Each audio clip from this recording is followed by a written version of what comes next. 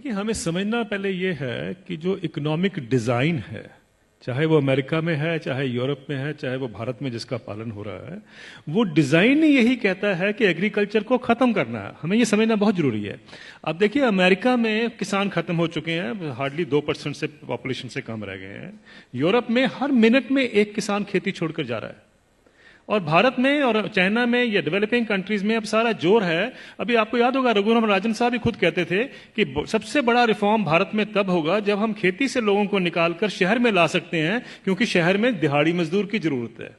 ये हमें समझना है, ये इकोनॉमिक पॉलिसी का डिजाइन है। अगर आप नेशनल स्किल पॉलिसी का डॉक्यूमेंट देखें तो उसमें लिखा हुआ है कि 57% से हमें, पहले तो उन्होंने 18% कहा था, 18% पे हम गांव की जो एग्रीकल्चर की जो पॉपुलेशन उस पर ले आएंगे। फिर उन्होंने कहा 38% पे अब आ गए हैं, 57 से 38% कर देंगे वो 2022 तक। यानी ये सोची समझी रणनीति का एक हिस्सा है कि किसानों को खेती से बेदखल करना है, शहरों में लेके आना है। ये हमें जानना बहुत जरूरी है।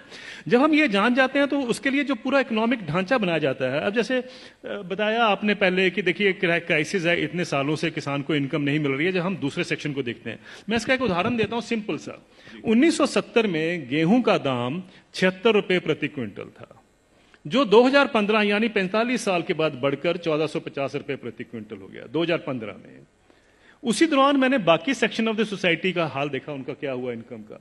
मैं सिर्फ बेसिक पे और डीए ले रहा हूं। उसी दौरान में 45 साल के पीरियड में सरकारी मुलाजिम की जो बेसिक पे और डीए है वो 120 से 150 गुना बढ़ गया, और जो स्कूल टीचर्स की जो तनख्वाह बढ़ी है उस दौरान में वो 280 से 320 गुना बढ़ गई।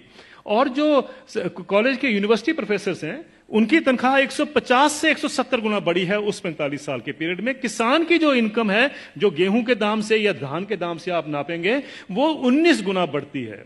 अगर ये जितने सरकारी मुलाजमों की भी अगर इनकम 19 गुना बढ़ी होती तो ये नौकरी छोड़ चुके होते आज तक। प्रॉब्लम यह है कि किसान का हक क्या बनता है। अगर हम 45 साल के बाद जब उसको 1450 रुपए मिले थे, अगर मैं 100 गुना भी उसकी इनकम बाकी इनकम पैरिटी के नॉर्म से चलता हूं, तो उनकी इनकम जो है या उनका मिनिमम सपोर्ट प्राइस जो है वो 7600 रुपए प्रति क्विंटल बनता था। ये उनका हक है। 7600 रुपए क्विंटल बनता था, उनको मिला 1450 रुपए। फिर ये कहा जाता साहब ये पैसा कहां से आएगा। कभी आपने पूछा जब कॉर्पोरेट को पैसा दिया जाता है कहां से आएगा? कभी आपने पूछा 7वां वेतन आयोग का पैसा कहां से आएगा? 7वां वेतन आयोग जब सारे देश में फैलाया जाएगा, अभी तो सिर्फ सेंट्रल गवर्नमेंट का है, तो क्रेडिट स्विस बैंक की स्टडी कहती है 4,80,000 करोड़ रुपए हर साल एडिशनल खर्चा होगा। किसी ने नहीं पूछा कि पैसा कहां से आएगा। किसी ने नहीं कहा कि फिस्कल डेफिसिट बढ़ जाएगा। आप किसान को 2 लाख रुपए दे दीजिए, 2 लाख करोड़ रुपए अनाउंस कर दीजिए साल का देंगे, हाहाकार मच जाएगा इस देश में। अरे ये पैसा व्यर्थ जा रहा है, ये लोग डिजर्व नहीं करते हैं, ये सारा कुछ होगा, फिस्कल डेफिसिट बढ़ जाएगा। लेकिन इंप्लॉइज के लिए किसी ने कहा फिस्कल डेफिसिट बढ़ जाएगा? ये सारी इकोनॉमिक नीतियां हमें जानने की जरूरत है। ये किस तरीके से डिजाइन बनाया गया है कि किसान को हम गरीब का गरीब ही रखें, और ये पॉलिसी कितने दशकों से चलती आ रही है, सब सरकारें इसमें सम्मिलित हैं। अब आपका जो सवाल था कि ये क्या कारण है, इसका कोई बीच का रास्ता भी हो सकता है। बीच का रास्ता हम क्या ढूंढते हैं, मुझे एक छोटी सी बात बता दीजिए। जब आपका इनकम मिलती है, 7वां वेतन आयोग मिलता है या किसी को भी अपनी इनकम मिलती है, तो क्या कभी किसी ने सोचा है कभी किसान को कभी हाउस रेंट मिला हो, कभी एजुकेशन रेंट मिला हो, कभी हेल्थ अलाउंस मिला हो, कभी बच्चों के लिए मेडिकल अलाउंस मिला हो? किसानों को क्यों, ये क्या किसान नहीं क्या इस सोसाइटी में रहते हैं? सुप्रीम कोर्ट के जो ऑफिसर्स हैं उनको 21,000 रुपए कपड़ा धोने के लिए मिलता है हर साल का। डिफेंस वालों को 20,000 मिलता है हर साल का कपड़ा धोने के लिए, कपड़े धोने के लिए।